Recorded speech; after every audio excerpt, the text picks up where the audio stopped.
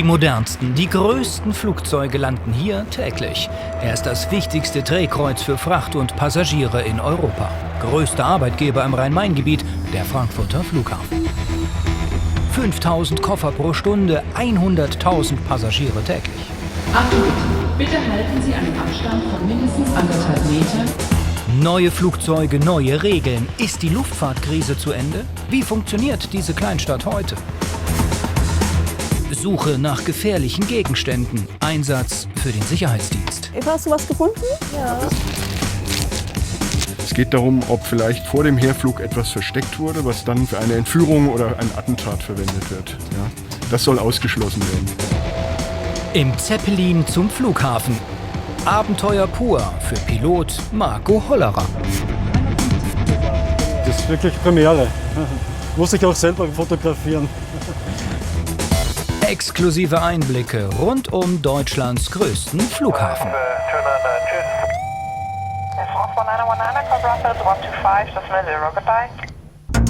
Sicherheit steht an Flughäfen an erster Stelle. Menschen, Gepäck, Fracht werden täglich nach gefährlichen Gegenständen durchsucht, auch Flugzeuge. Das ist international Vorschrift und Aufgabe von Spezialisten. Cargo City Süd. Dienstbeginn für Diba Assisi. Sie ist Einsatzleiterin bei der Airlines Service Agency. Die 39-Jährige kommt aus Afghanistan. Sie ist erst 8 Jahre alt, als ihre Eltern das Land verlassen. Seit 1990 sind wir in Deutschland. Also mein Vater war Bankkaufmann, meine Mutter Grundschullehrerin. Ja, wegen Krieg sind wir dann hierher gekommen, geflüchtet sozusagen. Damals der Krieg zwischen Mujahedin und Russen. Diba Assisi ist Luftsicherheitskontrollkraft für Fracht und Post. Ihr Auftrag? Für Sicherheit in der Luftfahrt sorgen. Mit ihren Kollegen muss sie ein Flugzeug durchsuchen nach gefährlichen Gegenständen wie Waffen, Messer, Sprengstoff. Diba Assisi hat eine Skizze von diesem Airbus A350. Damit behält sie die Übersicht, wo sie und ihr Team suchen müssen.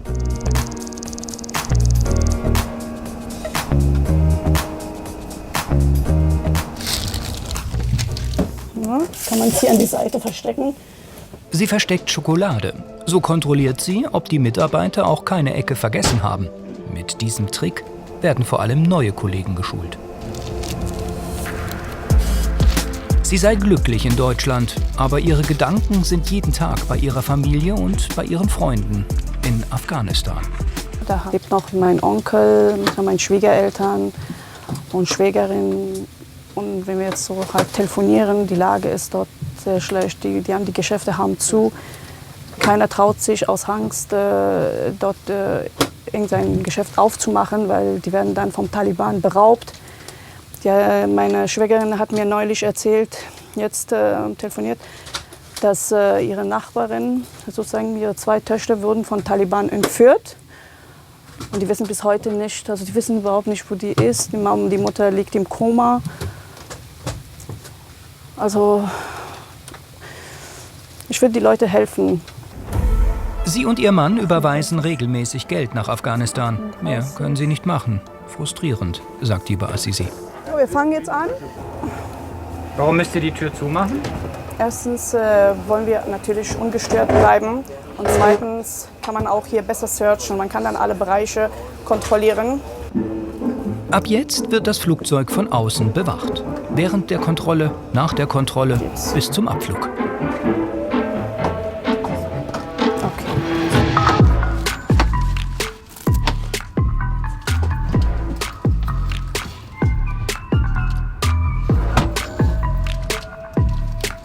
Eine Stunde bleibt den 5 Mitarbeitern für ihren Kontrollgang, für 321 Sitze, 4 Bordküchen und 10 Toiletten.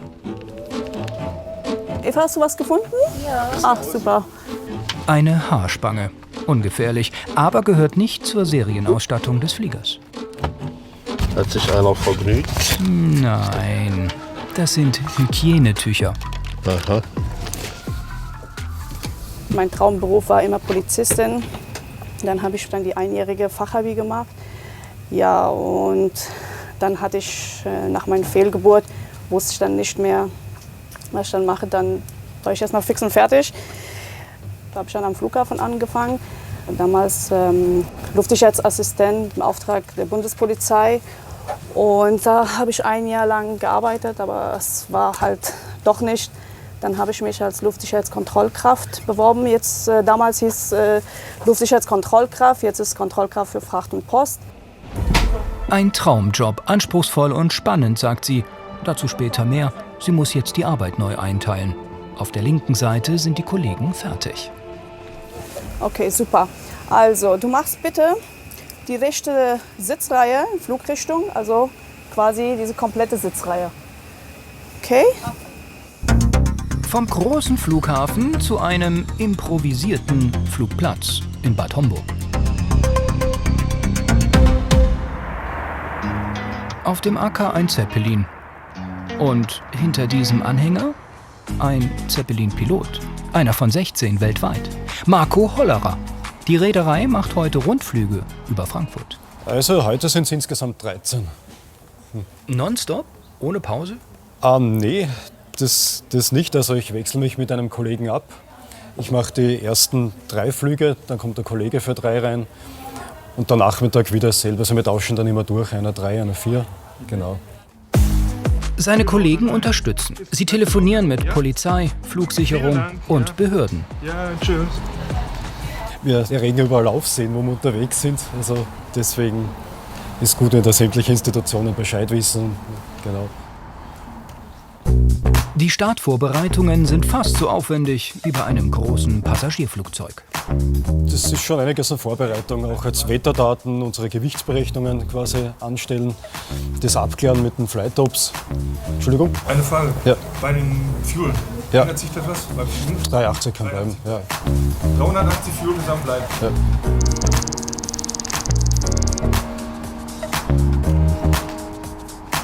So, bin wieder da. Man hört es ja so ein bisschen, ne? Also, so ein Friedrichshafener bist du nicht, ne? Das stimmt, ja. Ich komme ursprünglich aus Österreich, genau. Ich bin seit 6 Jahren jetzt in Friedrichshafen.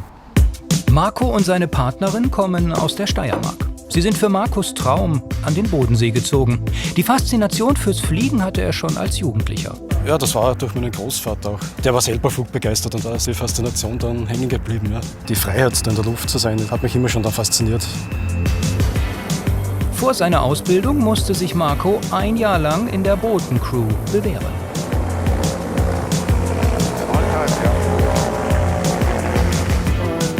Kate Board ist seine Ausbilderin. Seit 20 Jahren steuert sie Luftschiffe.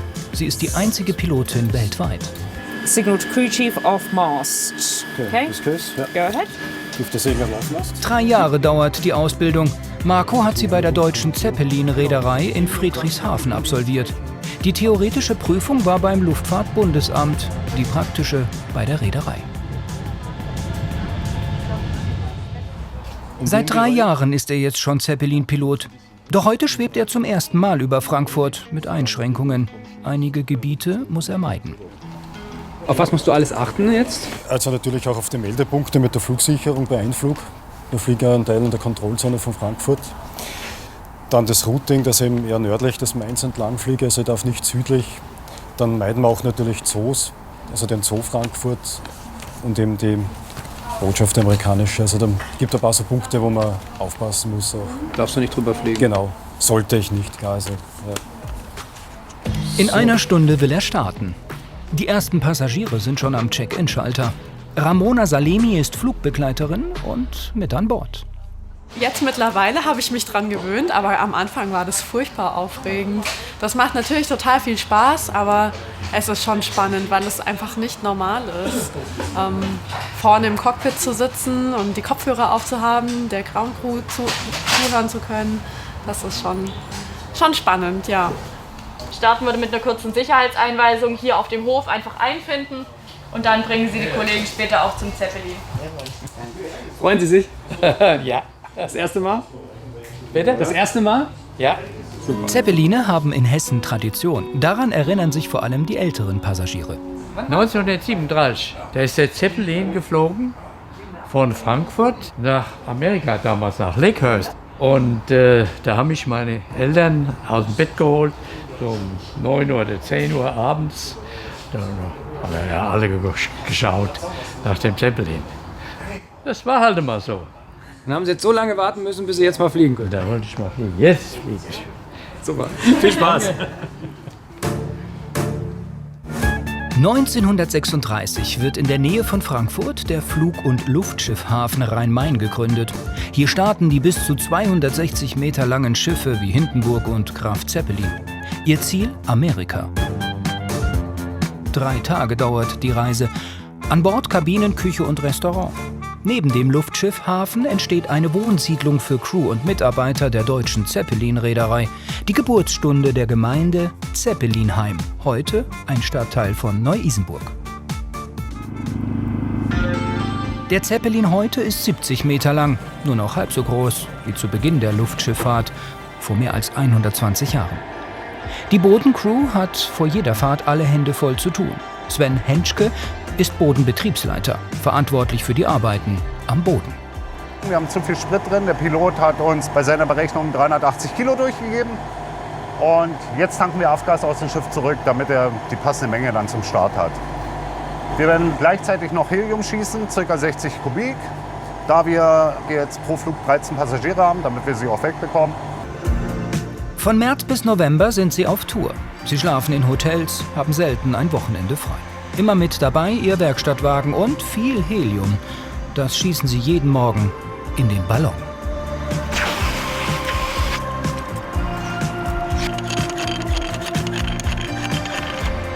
Der Zeppelin ist über Nacht mit einem Ankermast verbunden. Damit es am Mast geht, wird es über ein Windseil eingezogen. Und um das Luftschiff jetzt zum Takeoff wieder freizugeben an dem Mastkopf, wird dieses Kabel wieder gelöst und für das nächste Anmasten dann vorbereitet. Dafür ist der Kollege jetzt rum. Die Crew muss schwindelfrei und seefest sein. Oft müssen sie spontan mitfliegen. Die Möglichkeit hat man eigentlich immer als Ballast, falls irgendwelche Passagiere nicht rechtzeitig kommen oder so. Und der Pilot will das Gewicht ausgleichen, dann springt halt öfters mal einer von der Ground Crew mit rein. Also schon relativ oft. Die Arbeiten am Boden sind abgeschlossen. Jetzt wird auch langsam, denke ich, der Pilot mit der Flugbegleitung kommen. Dann gibt es die ersten System-Checks und 9 Uhr dann ist der Takeoff bei uns. Stimmt, da sind sie, auf dem Weg zu ihrem Traumschiff. Zurück zum Flughafen. Eine Sicherheitsfirma durchsucht dort einen Airbus.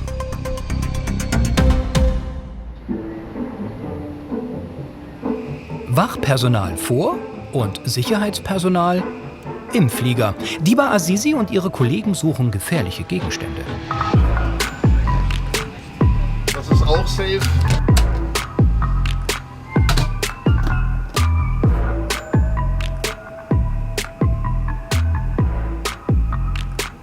Bisher haben sie nur Kalorienbomben entdeckt. Schokoriegel. Wunderbar, das kannst du dann behalten. Sie durchsuchen Flugzeuge nach internationalen Vorschriften, sagt der Chef der Sicherheitsfirma, Volker Rotrian. Es ist so, dass Fluglinien, die von außerhalb der EU kommen, die Auflage bekommen, das Flugzeug zu durchsuchen, bevor sie wieder zurückfliegen können. Es geht darum, ob vielleicht vor dem Herflug etwas versteckt wurde, was dann für eine Entführung oder ein Attentat verwendet wird. Ja, das soll ausgeschlossen werden. Auftraggeber sind unsere Airlines. Die müssen in einem Luftsicherheitsplan darlegen, wie sie die Flugzeugkabine durchsuchen. Einige machen das mit der eigenen Crew und andere beauftragen einen Dienstleister wie wir. Die Firma ASA schult auch Sicherheitspersonal nach der Europäischen Luftsicherheitsverordnung. Wer hier arbeiten will, braucht nicht nur eine gelbe, sondern auch eine reine Weste. Wir müssen vor allen Dingen körperlich fit sein, aufnahmefähig. Sie dürfen keine Vorstrafen haben. Die letzten Jahre ihres Daseins müssen lückenlos nachgewiesen werden.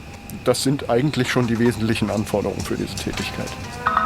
Diebstahlsicherung und Hygieneschutz gehören auch zu ihren Aufgaben. Boxen mit Lebensmitteln müssen versiegelt sein. Also normalerweise müsste dieses Gerät versiegelt sein. muss es weitergeleitet werden an die Airline-Mitarbeiter. Notiert, wird gemeldet.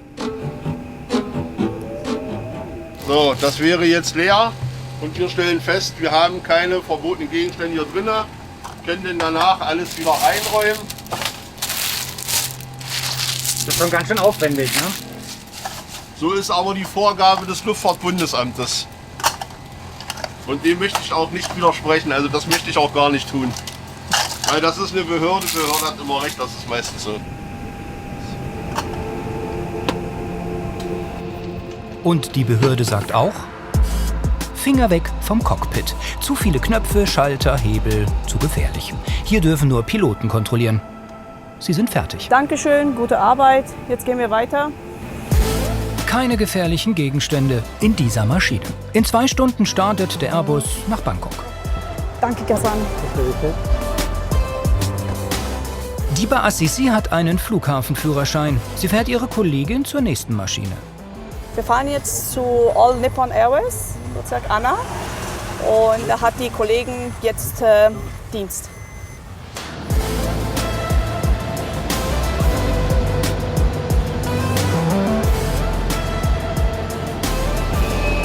Pro Woche durchsuchen und bewachen sie 80 Flugzeuge. Auch diese Maschine nach Tokio. Also die Maschine wurde schon bereits durchsucht und jetzt wird sie bewacht. 2 Mitarbeiter oben und 1 Mitarbeiter unten. Wie lange bleibt die jetzt bewacht? Bis die Crew kommt, die Passagiere, bis es komplett dann fertig ist, bis es umgepusht ist.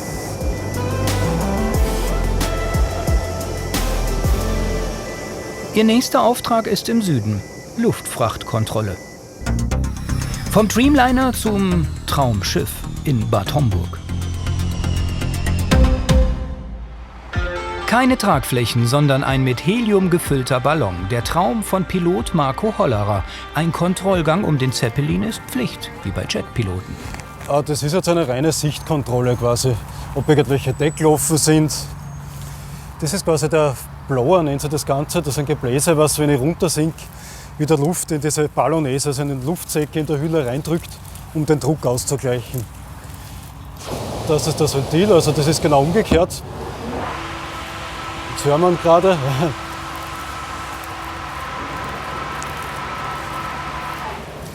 Wenn wir steigen, dehnt sich das Helium ja aus. Und dann steigt der Druck dementsprechend in der Hülle und dann gehen diese Ventile auf und schauen, dass dementsprechend der Druck konstant bleibt in der Hülle.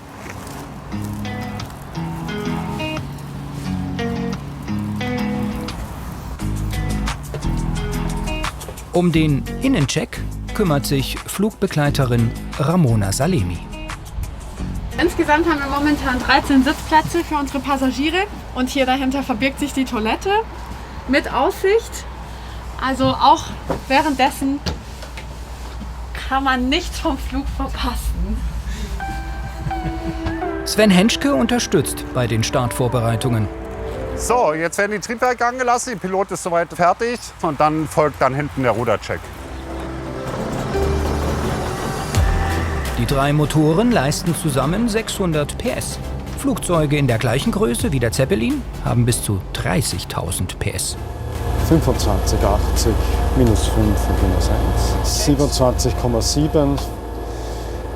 Jetzt prüfe ich quasi die Propellerverstellung am hinteren Triebwerk. Genau. Also die ganzen Systemchecks gehen wir jetzt durch. Okay, Marco, bereit zum Starten.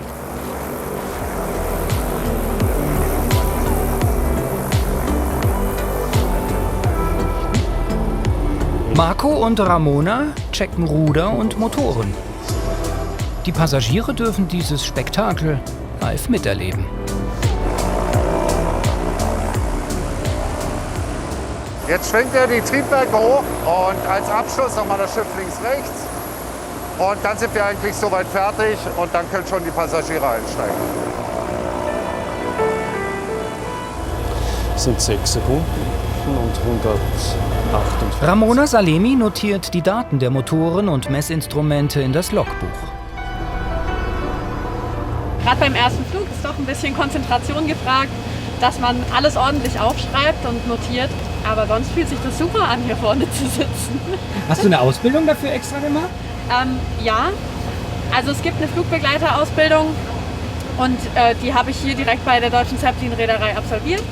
Dann hatte ich meine Checkflüge und die Kollegen haben das für gut befunden und dann durfte ich als Flugbegleitung arbeiten. Die 27-Jährige arbeitet in der Kabine, versorgt die Passagiere und ist für die Sicherheit an Bord verantwortlich.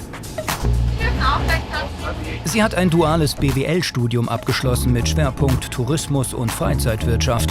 Ihr berufsbegleitender Partner während des Studiums war die Reederei. Ich darf Sie im Namen der Deutschen Zeppelin-Reederei herzlich willkommen heißen hier an Bord des Zeppelin NT. Mein Name ist Ramona Salemi. Ich bin für heute Ihre Flugbegleitung. Unser Pilot ist der Marco Hollerer. Sobald wir abgemastet haben und unsere Flughöhe von 300 Metern erreicht haben, melde ich mich wieder bei Ihnen. Und bis dahin wünsche ich Ihnen jetzt einen ganz angenehmen Start.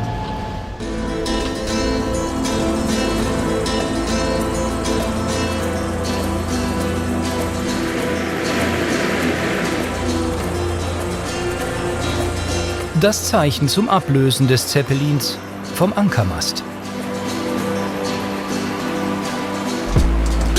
50 Meter zurück und auf geht's.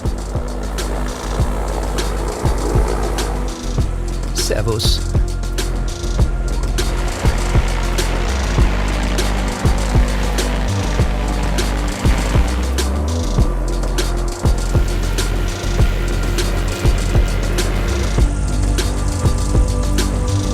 Die Passagiere haben einen 45-Minuten-Rundflug über Frankfurt gebucht. Wir haben unsere Reiseflughöhe von knapp 300 Meter über Grund erreicht. Sie dürfen sich gerne abschnallen und frei in der Gondel bewegen. Machen Sie ganz tolle Bilder. Sie dürfen hier jederzeit die Fenster öffnen und schließen, wie es Ihnen beliebt. Und dann wünsche ich Ihnen jetzt hier an dieser Stelle ganz viel Spaß. Ich habe noch ein bisschen Schreibarbeit zu erledigen und dann bin ich wieder für Sie da.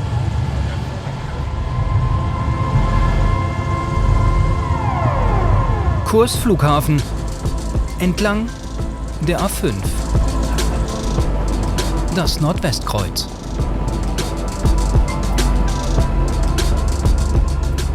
Wie gefällt's Ihnen? Danke, wunderbar. Fantastische Bilder.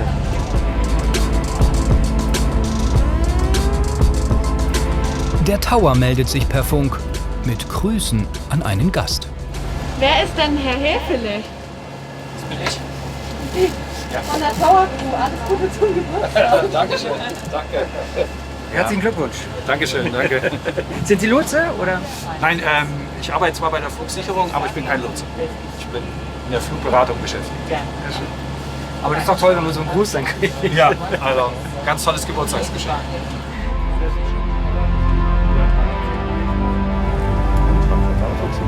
Und die Lotsen im Tower haben noch eine Überraschung. Marco Hollerer darf den Zeppelin ganz nah ran an den Flughafen steuern. Das kommt es darauf an, also wie weit er mir jetzt dahin lässt. Also er wird jederzeit sagen, ich muss abbrechen. Also ich warte jetzt quasi auf weitere Anweisungen. Ich bin in ständigen Kontakt zum Fluglotsen. Genau.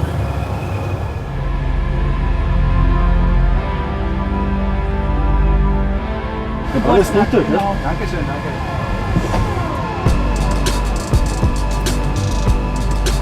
Sie arbeitet auch bei der Flugsicherung. Sie kennt die Kollegen. Ich bin direkt tätig oben auf dem Tower.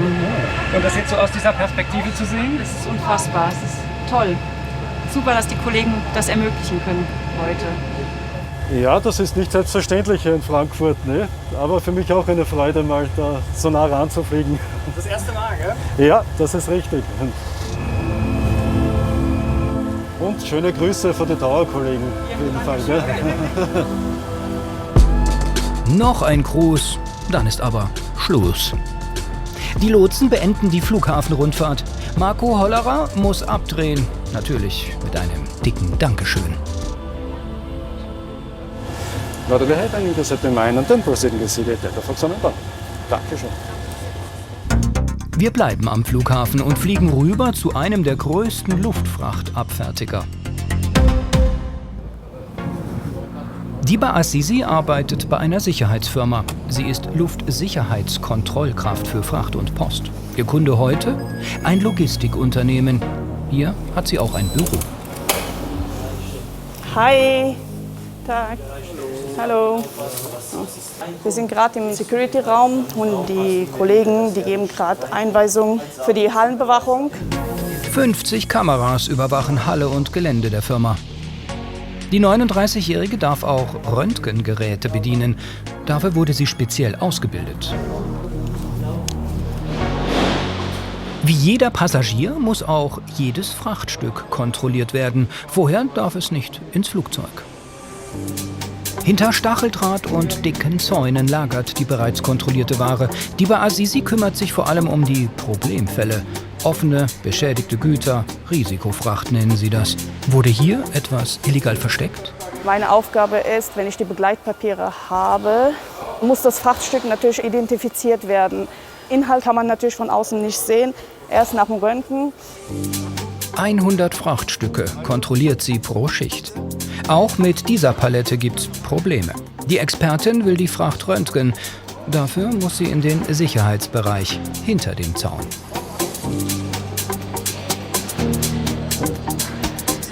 Auf dem Monitor kann sie nichts erkennen. Der Fall ist klar. Dunkelalarm.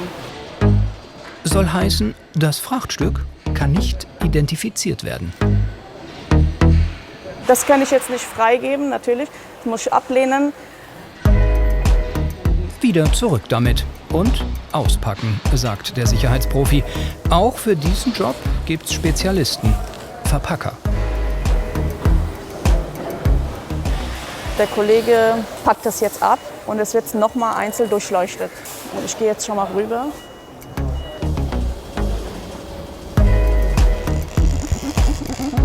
27 Kartons rollen durch die Röntgenanlage. Hier kann man dann natürlich schön durchgucken. Also ich kann das Frachtstück so freigeben. Die Fracht ist sauber, sagt die Expertin. Die Kartons können wieder zurück. Die Bouazizi bewacht die Palette, bis sie abtransportiert wird. Die 120 Angestellten der Sicherheitsfirma arbeiten in 3 Schichten. Wegen unser Sohn, der geht in den Kindergarten, habe ich jetzt komplett die Spätdienst übernommen und mein Mann arbeitet auch am Flughafen, er ist Bäcker und er macht dann halt die Nachtdienst und ich als Spätdienst. Und das klappt auch sehr gut. Und seht ihr euch wenigstens ab und zu mal? Ja, man sieht sich auch dann.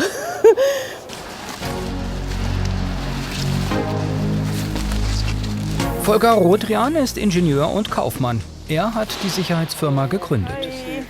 Seit 33 Jahren schützen sie Frachtobjekte und Flugzeuge auf allen großen Flughäfen in Deutschland. Ein anspruchsvoller Job.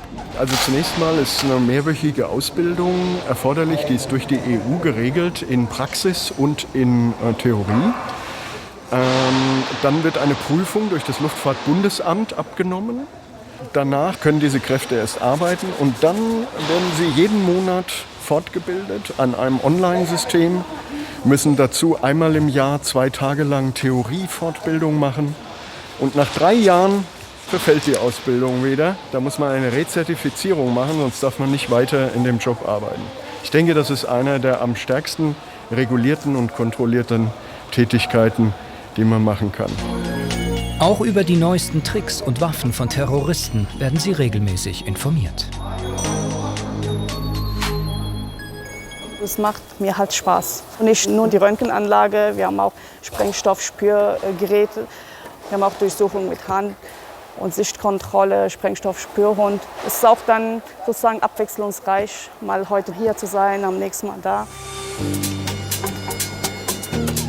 Diese Kisten sind zu groß für die Röntgenanlage. Die Bouazizi muss die Luftfracht per Hand prüfen.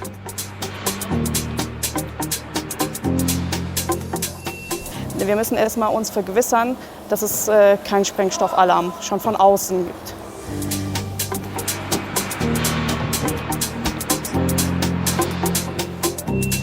Hier sind dann verschiedene Seiten. Okay, kein Alarm. Jetzt kann das Frachtstück geöffnet werden. Am Gegenstand selbst nochmal Probe nehmen.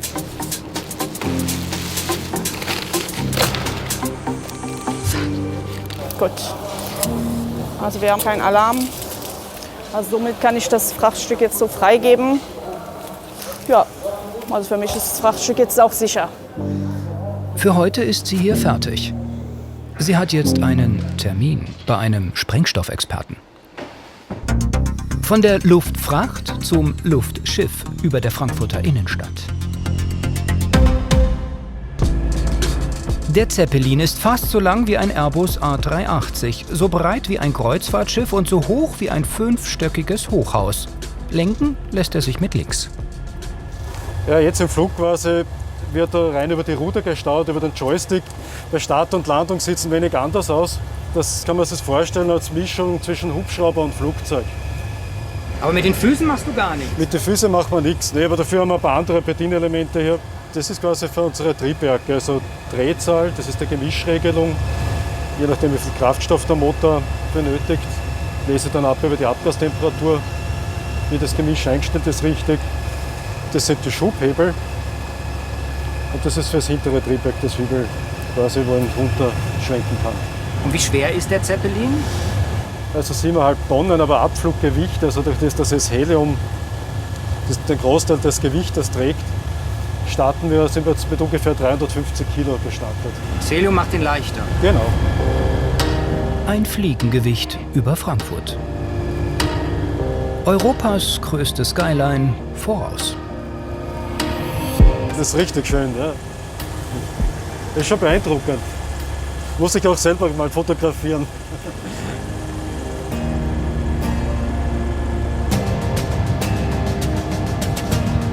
Die Festhalle.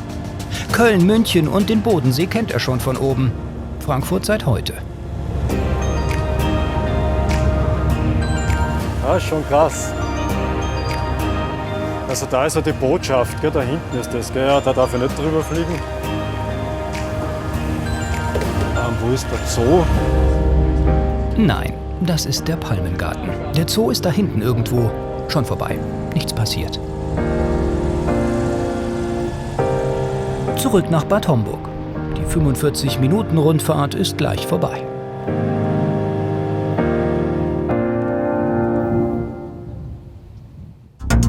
...40 Kilometer südlich liegt die Gemeinde Trebur.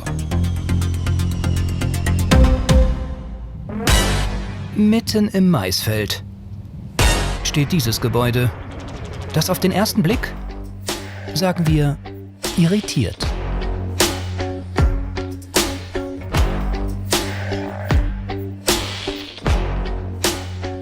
Ortstermin für Diba Azizi. Die Luftsicherheitsexpertin ist auf einem Fortbildungskurs bei einem Waffen- und Sprengstoffexperten. Wo sind wir? Viele fragen sich wahrscheinlich, was ist das hier für eine komische Location mitten im Acker? Wir sind so ein Ausbildungszentrum. Wenn es um Waffen und Sprengstoff geht, führen wir hier spezielle Lehrgänge durch. Haben auch Mitnutzungsverträge mit Landespolizeien und haben also diverseste Einheiten der Polizei hier. Nicht nur deutsche, sondern auch europäische Einheiten. Diese Kurse sind Pflicht für die Profis vom Flughafen. Es gibt so Phasen, die sind für Luftfahrzeuge außerhalb stehen, wobei es dann immer noch so im Frachtbereich. Also wer bin ich? Ich heiße Alexander Krutzek, bin vereidigter Sachverständiger für Schusswaffen und Munition, bin auch im Bereich des Sprengstoffwesens tätig. Alexander Krutzek ist Oberst der Reserve. Er ist Trainer und Berater, auch für Luftsicherheitspersonal. Das heißt, da geht es darum, quasi diese improvisierten Sprengsätze zu bauen, die hinterher erkannt werden sollen im Handgepäck- und im Frachtbereich. Gefahren abwehren, die zentrale Aufgabe von Diba Azizi und ihren Kollegen. Sie müssen bei Waffen und Sprengstoff auf dem aktuellen Stand sein. Das ist für so einen Job auch sehr wichtig. Auch die Waffen, auch die Munitionen, wie man es auf dem Röntgenbild dann zum Schluss dann erkennt, welche Munition das sind. Und ja, ich finde es total interessant. Erste Runde, Waffenkunde. Alte und neue Methoden auf dem Terrormarkt. Quasi eine schießende Pfeife, die kann man so abziehen und dann... Ich glaube jetzt nicht, dass ich für eine Flugzeugentführung einen Stift benutzen würde. Nichtsdestotrotz, man muss es wissen, dass es sowas gibt und dass eine echte Gefahr davon ausgeht. Ja, das ist der Tresorschlüssel. Hier ist der Auslöser. Frisch aus dem 3D-Drucker dieses Exemplar. Der Hahn ist mit Gummibändern einfach nur betrieben. Oder Eigenbau aus dem Baumarkt. Eine gefährliche Waffe. Auch wenn sie, naja, man hätte es auch ein bisschen schöner bauen können. Er möchte seine Kunden sensibilisieren. Dass man diesen 7. Sinn entwickelt für irgendwas, was so sein könnte. Ja, dass man das lieber sich mal anguckt, als es dann zu sagen, ach, ist nichts. Die Waffe aus dem 3D-Drucker versteckt im Koffer, entdeckt beim Röntgen. Alexander Krutzek hat hunderte Beispiele parat. Das ist jetzt in einem normalen Koffer versteckt, ja, wo wir dann Regenschirm hier sehen. Das wäre jetzt quasi der Lauf, der ist getrennt vom Rest. Und jetzt kann man, also nur weil wir die anderen Bilder eben gesehen haben, wissen wir, hier ist ein Dachpappennagel drin als Schlagbolzen und dieses Querstück hier. Wir leben in einer Welt, die ist sehr theoretisch und sehr PowerPoint geprägt. Wir machen alles in der Theorie, ja, gucken uns Vorträge an.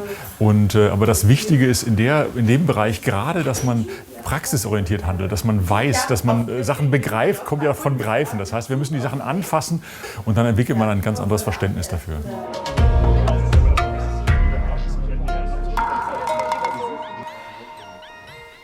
Plastik und denkt man sich gar nicht daran, dass es so gefährlich ist.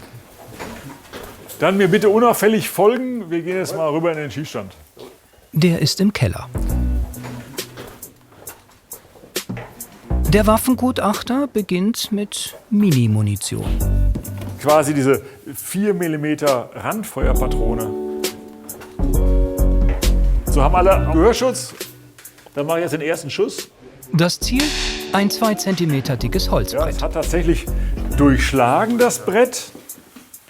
Eine halbautomatische. Nächster Versuch mit einer Mini-Waffe. Waffe, so. Okay, alle bereit? Die Bretter? Diesmal 6 cm dick. So, und jetzt sehen wir hier, der erste Hinweis ist natürlich schon gleich wieder, dass hinten irgendwelche Splitter wegstehen. Und natürlich der nächste auch, dass wir hier einen Einschlag in unserem Brett hinten haben. Der hat es also geschafft, jetzt ohne große Deformation. Eine 4 mm dicke Aluminiumplatte. Und 3 Schuss mit verschiedenen Patronen. So, wir sehen ja hier also, das ist die 6,35. Ich schraube es gerade mal um hier.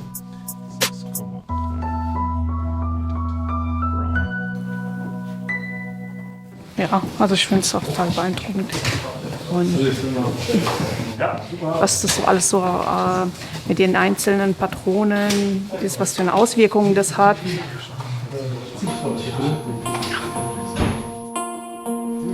Alexander Krutzek kann noch mehr. Er ist auch Sprengstoffexperte. Auf seinem Übungsgelände lässt der Oberst der Reserve so einiges um die Ohren fliegen. Für seine Gäste.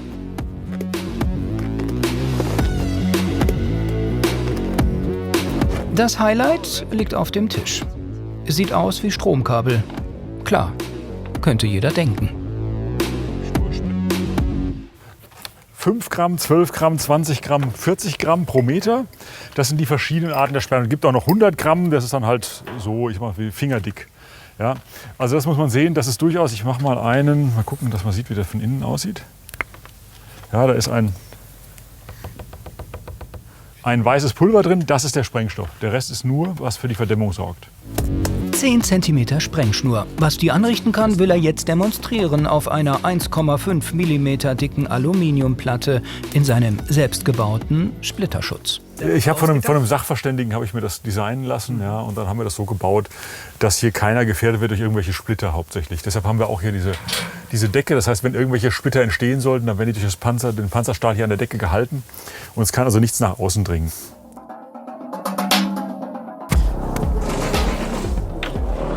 Gezündet wird in der eigenen Kommandozentrale. Das Gelände ist videoüberwacht. Im Ausguck sein Sohn. Er warnt vor Spaziergängern und Tieren. Also von hier oben ist alles frei. Das ist alles okay. Wenn hier keiner ist, bei mir ist auch alles klar. Jeder Wumms ist offiziell genehmigt von den Behörden. Okay, ich zünde! 3, 2, 1.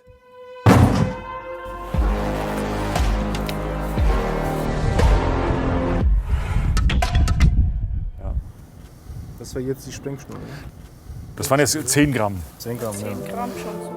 In Dubai wurde in einer Frachtmaschine 2010 eine Druckerpatrone mit diesem Sprengstoff entdeckt. Die Explosionen haben die bei Assisi aufgewühlt. Das ist wahrscheinlich noch mehr Respekt jetzt davor, ne? Ja, aber hallo. Also, da muss man auch jetzt auch, ich meine, wie wirkt das in den ganzen Ländern, die das tagtäglich erleben. Jetzt momentan auch, zum Beispiel in Afghanistan. Wir haben es wieder rausgeben, damit es schneller geht.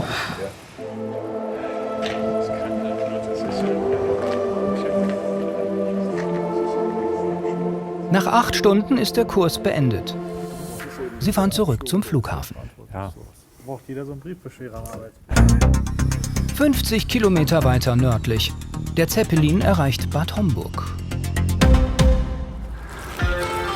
Bodenbetriebsleiter Sven Henschke und sein Team stehen bereit für die Landung. Die neuen Fluggäste bringen sie auch schon mit. Mein Hauptarbeitsmittel, damit sehen wir eigentlich ganz gut die Windrichtung. Aktuell haben wir einen Südwind, das heißt, das Luftschiff wird über Norden reinkommen, wird entgegen der Windrichtung landen, absetzen und dann beginnen wir schon mit dem Passagierwechsel. So, dann gehen wir etwas rüber noch.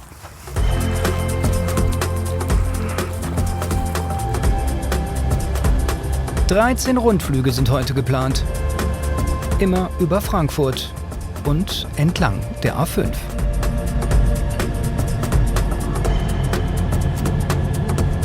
An Bord ist auch eine Messstation, um die Luftqualität zu erfassen. Seit 2019 führen wir immer wieder Messungen hier durch. Also man fast Kohlenmonoxid, Feinstaub und so weiter. Und da wird quasi der Datenabgleich betrieben zwischen ländlichen Gebieten und Stadtgebieten von der Luftqualität. So, ich darf Sie bitten, Platz genommen haben Sie schon, sich wieder anzuschnallen. Wir warten schon mit der neuen Gruppe. Wir werden einen fliegenden Passagierwechsel durchführen. Soll heißen, 2 der neuen Gäste kommen zu uns rein, 2 von ihnen steigen aus. Das dient dann der Ballastierung des Zeppelins. Und dann wünsche ich Ihnen jetzt noch einen schönen Tag und eine gute Heimreise. Vielen Dank. Zeppelin-Piloten sind selten. Es gibt mehr Astronauten, sagt Marco Hollerer mit Stolz und setzt zur Landung an. Marco, wir haben Wind aus Süd 2 Knoten und 13 erwachsene Passagiere. Er wird in 2 Minuten circa landen.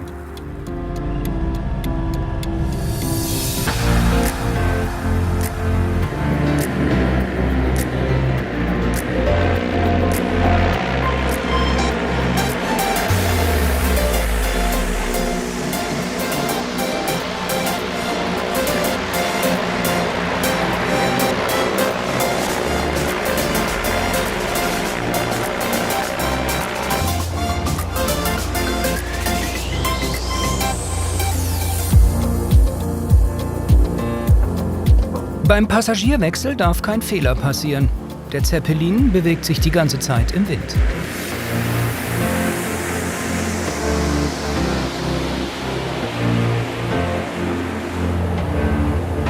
Wir müssen halt darauf achten, dass die Passagiere sich nicht an der Leiter oder dass sie hängen bleiben, dass es wirklich zügig jetzt geht, das Einsteigen.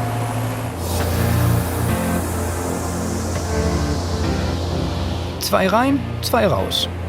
Nach 10 Minuten ist der Zeppelin wieder startklar.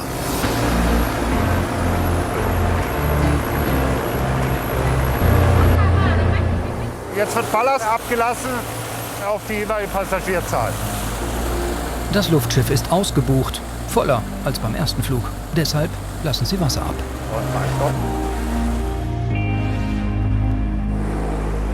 Ein Kontrollblick, keine Flugzeuge, keine Vögel. Dann kann Marco Hollerer wieder starten mit seinem Traumschiff.